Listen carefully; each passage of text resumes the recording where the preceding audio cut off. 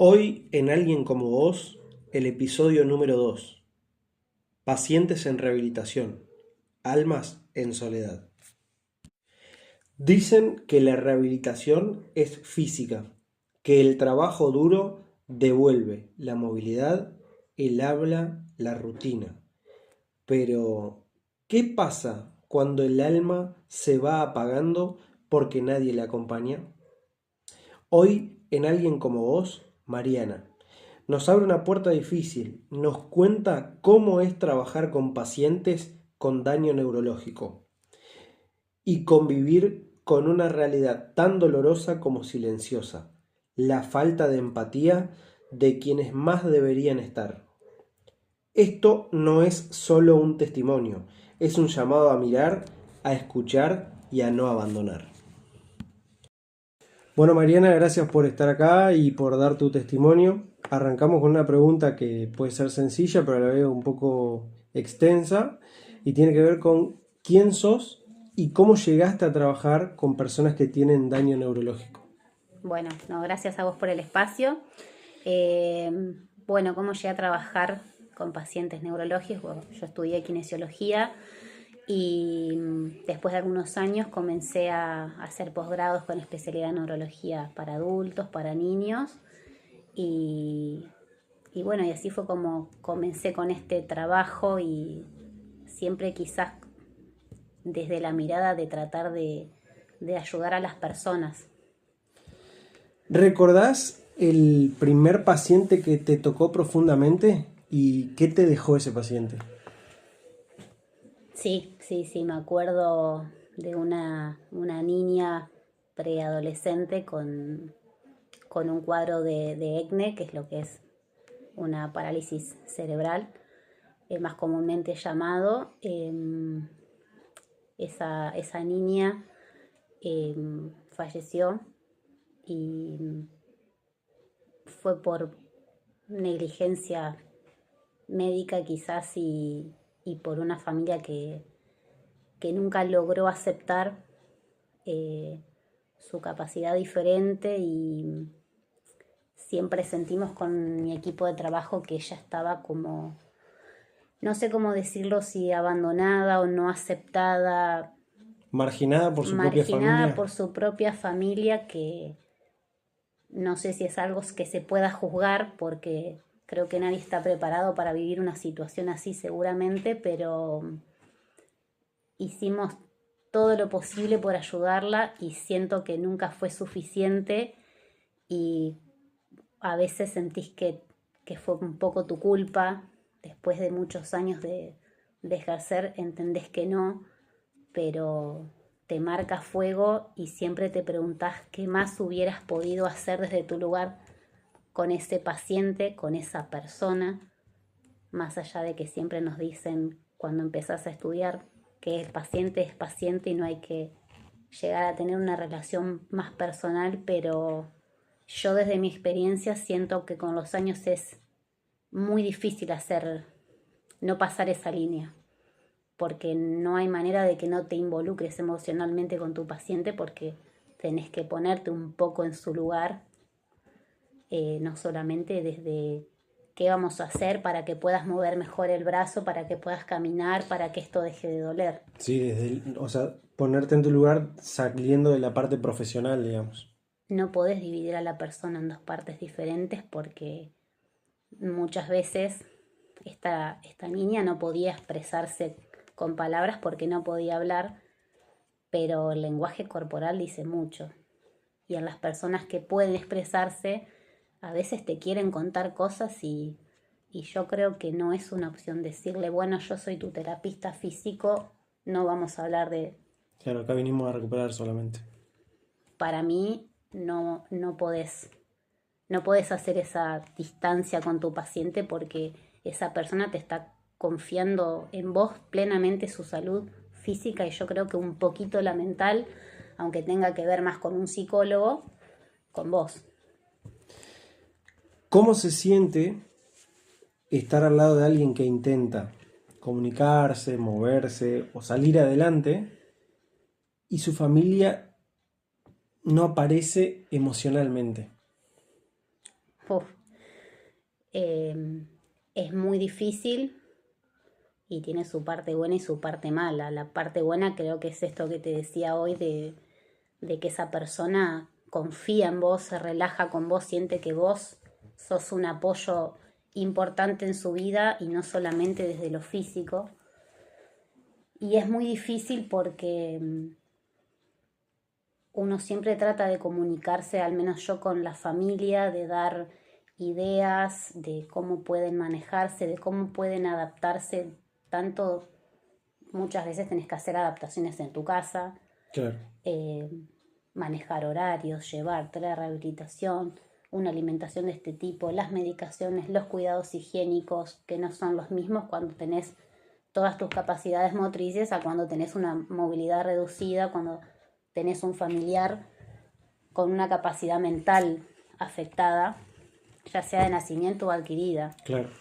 Y muchas veces las familias te escuchan y le ponen todo y muchas veces sentís que te encontrás con una pared y no podés llegarle a esa familia, que no sabés si es que no quieren, que no pueden, que lo intentan y no les salen las cosas o... Esa viene en conjunto de la próxima pregunta, y es ¿qué te duele más de esas situaciones donde el abandono no es físico sino emocional? que no podés hacer más desde tu lugar.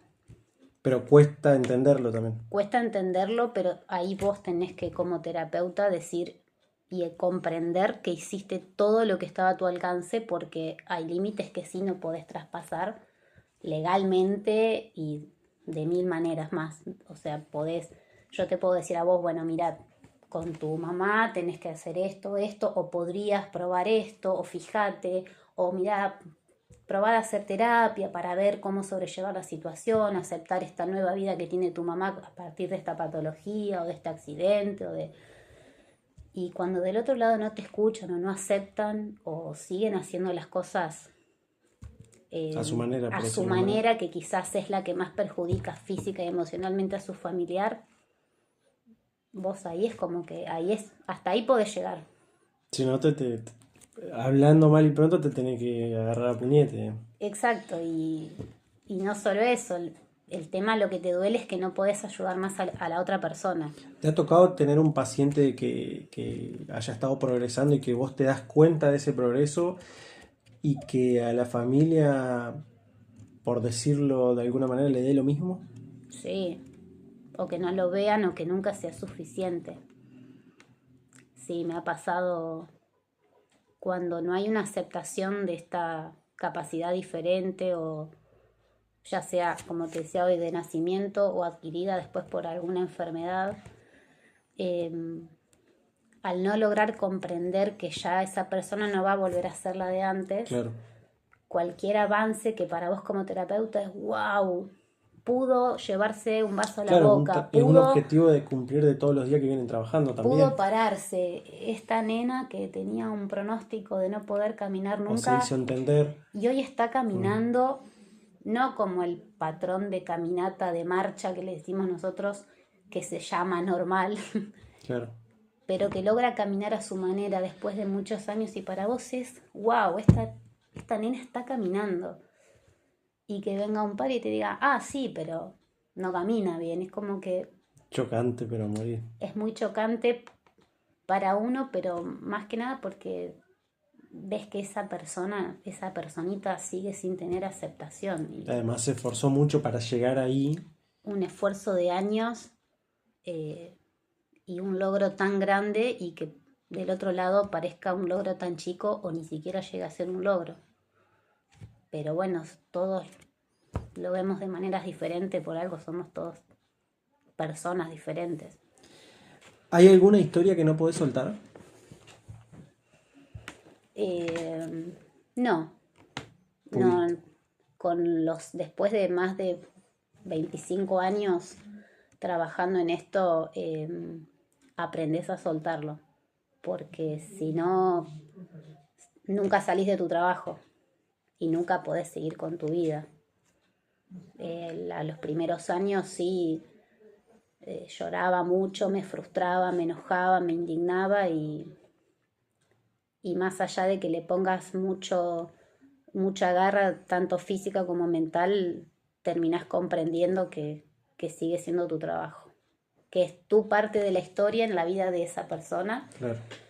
Y que después de esa sesión, que vos lo ayudes con todo lo que puedas, la vida de esa persona sigue sin vos y la tuya también. Tenés que dejar de ser profesional en algún momento del día, porque si no... La próxima pregunta viene casualmente a eso.